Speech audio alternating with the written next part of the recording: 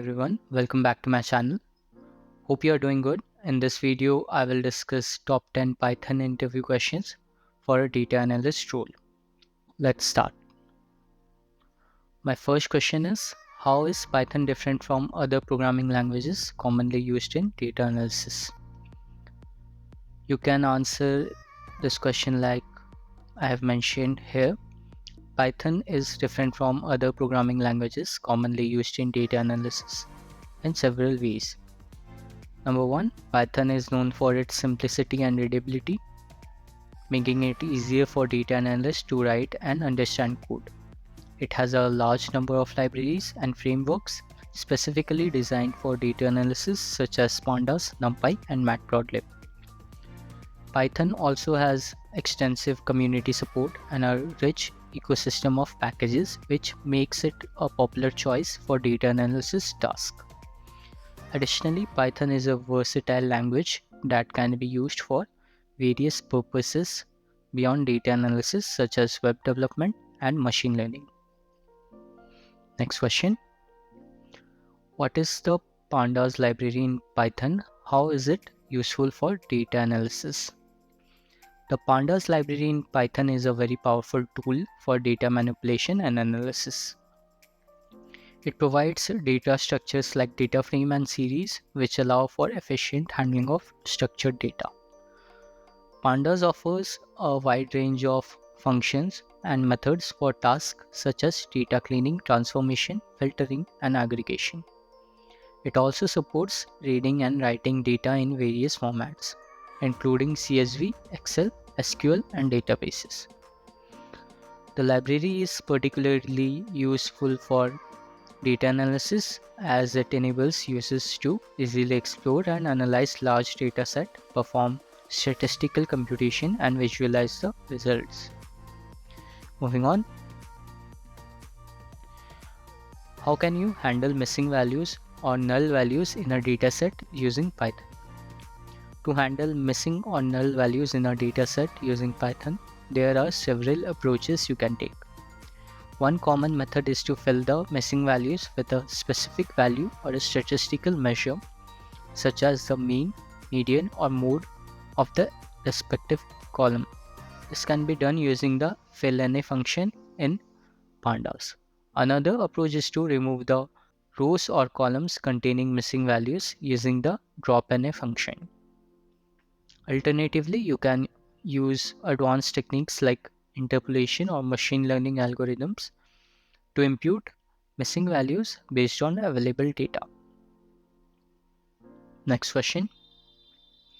How would you remove duplicate data in data frame in Pandas? In Pandas, you can remove duplicate values from a data frame using the drop duplicates method.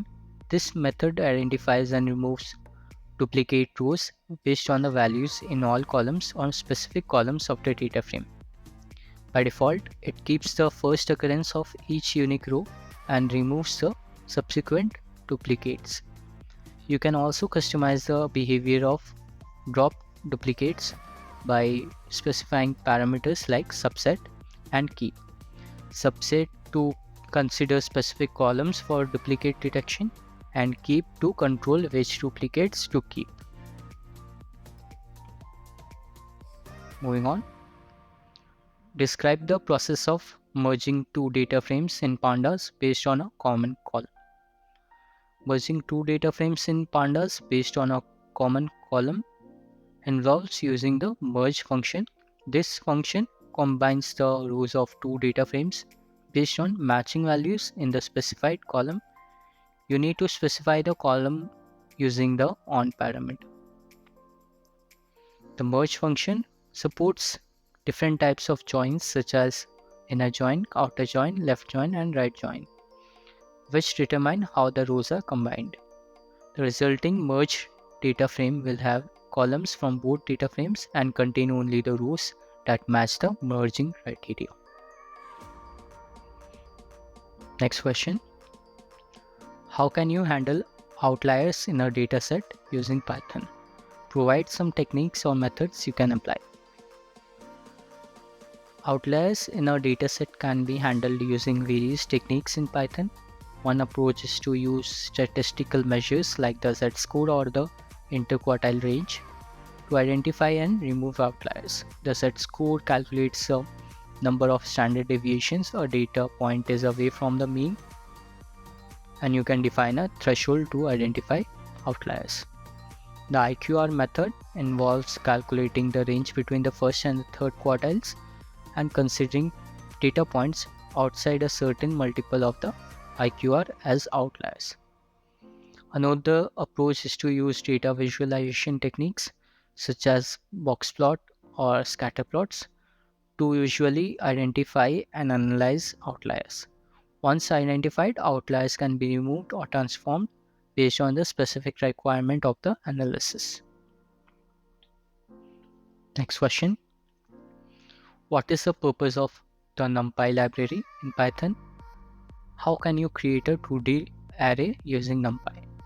The NumPy library in Python, short for numerical Python, serves the purpose of providing efficient numerical computations and arrow manipulation capabilities. It introduces the ND array object, which is a multi-dimensional array that enables efficient storage and operations on large arrays of homogeneous data. NumPy offers a wide range of mathematical functions and operations for array manipulation, linear algebra, Fourier transforms, and random number generation. To create a 2D array using NumPy, you can use a numpy.array function and pass a nested list or a tuple containing the desired values.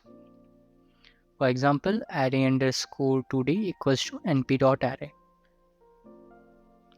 and two lists are passed in this function 1, 2, 3, 4, 5, 6. Moving on. Explain the concept of data normalization and its significance in data analysis. How can you perform data normalization using Python? Data normalization, also known as data scaling, is a process of transforming numerical data into a common scale to facilitate fair comparisons and improve the performance of certain machine learning algorithms. It is essential in data analysis as it helps in mitigating the impact of different scales or units of measurement present in the dataset. One common technique for data normalization is called min-max scaling, which transforms the data to a specific range, typically between 0 and 1. In Python, you can perform data normalization using the scikit-learn library. The sklearn.preprocessing module provides a min-max scaler class which can be used to normalize data. Here's an example. From sklearn.preprocessing, import min-max scaler. Scaler equals to min-max scaler. Normalized underscore data equals to scaler.fit transform, and you will pass the data as argument.